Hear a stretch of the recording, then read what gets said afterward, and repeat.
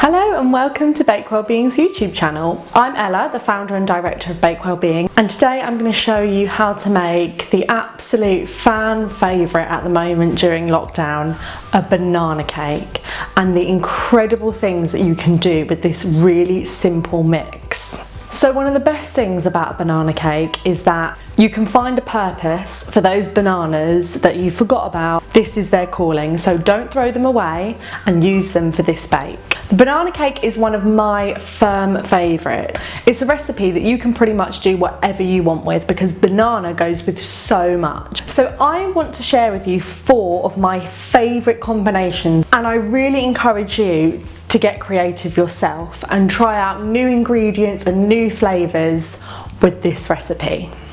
So today I have got the orange zest and pumpkin seed, the peanut butter and chocolate chunks, the walnut, cinnamon and golden syrup, and the strawberry and chai seed, and they are all fabulous flavours to mix with your standard banana cake.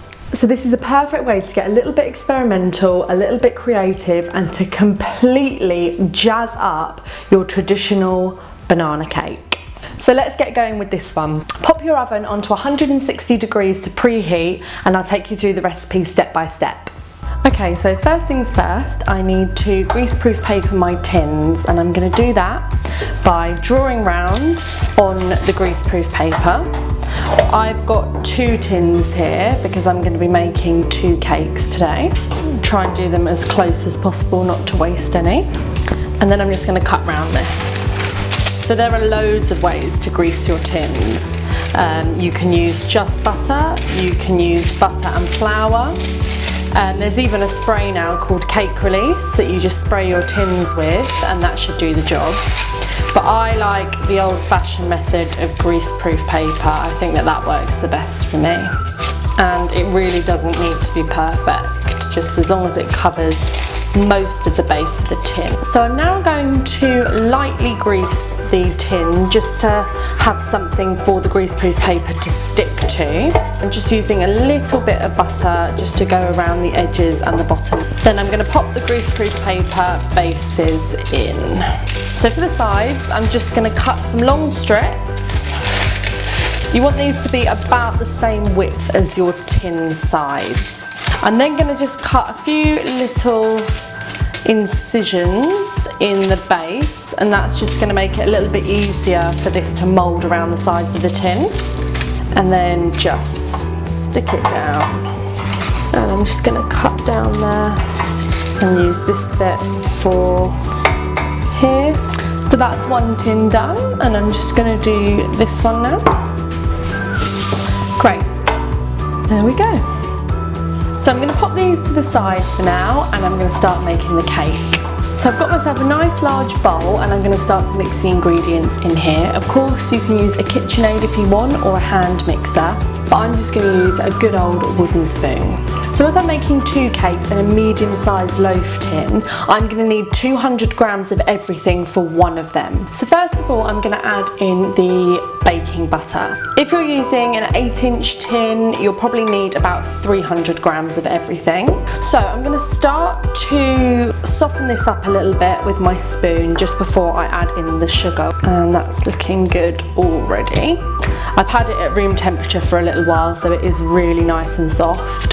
And then I'm going to add in my 400 grams of caster sugar. I'm going to do this in 2 halves just to make sure I get a really good mix. So for this, I'm just pressing down on the butter, trying to spread it out and at the same time combine in the sugar. And once that's looking nice and soft, I'm just going to add in the rest and do the same. So how soft and light your cake is depends very much on how long you beat the butter and the sugar together. If you're using an electric mixer or a hand whisk, I would recommend letting it go for about 10 minutes. If you're doing it by hand, obviously it would be quite hard to do this for 10 whole minutes, but you really want to just go for as long as you can, and it's looking really, really soft. So I'm going to add in the eggs. Pop that to one side. So So I've actually weighed out my eggs to make sure that they're as close to 400 grams as possible, so I can keep a really nice even mix. So all of these have come to about 403 grams, so that's perfect. I'm going to use all of it. If it comes to a little bit over, say 10, 15, 20 grams over, you can hold back a little bit of the egg when you mix it in. I'm going to crack half of these.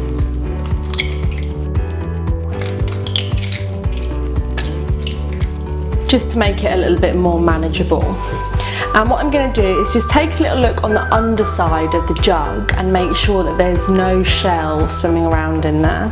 We're good. So I'm going to give that a nice whisk. And again, having really nice and beaten eggs is going to help to make your mixture really light and fluffy. So I'm just going to add in this amount of eggs just to begin with. And I'm going to slowly mix that together. Lovely.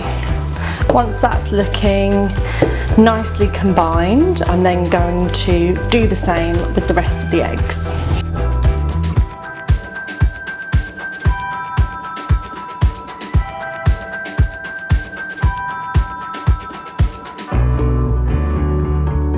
So when you add in the rest of the egg, your mixture may then begin to curdle and separate. That's okay, and that's completely normal. You still want to give it a nice mix, but when you do add in the flour, it'll fix that and it will start looking much more like a cake mix. So I'm going to grab my sieve for this and a spoon to help me put the flour in. And I'm just going to start to take a few spoonfuls and sieve that in. I'm going to do this probably in about 3 parts, just again to make it a little bit easier and more manageable. So when you're working with the flour, you're going to go for a folding motion. So folding is taking the mixture from the bottom of the cake and folding it over the top like that. So you're just going to do that nice and slowly. You really want to take your time with the flour, because if you do it too fast, you will lose all the air bubbles in the cake, which are helping us to get that really nice, light and fluffy mixture that we're aiming for. If you're using a KitchenAid or an electric mixer for this, I would recommend still using a wooden spoon to fold in the flour, and then you can give it a quick whiz at the end just to remove any lumps. And I'm going to continue adding in the rest. Okay, now once that's nearly ready, I'm just going to go in with a smaller utensil, which is this little spatula here, and that's just going to help me make sure I've got everything down from the sides of the bowl, the bottom of the bowl, and make sure that it's all incorporated, because big lumps of flour will like to hide down the bottom and it's going to leave some lumps in your mixture. Now once that's done, you're going to move on to chopping the bananas. So the riper your bananas, the better. So I've got 8 really ripe bananas here, as I'm doing a cake with ingredients of 400 grams each. So I like to double the first number for the amount of bananas you use. I'm going to peel these, cut them into small chunks, and then squash them with a fork. So really you can add as many bananas or as little amount of banana as you like. It depends how you like your banana cake. I like mine to have a strong flavour of banana. But if you'd prefer to use a little bit less, you can, or just whatever you've got.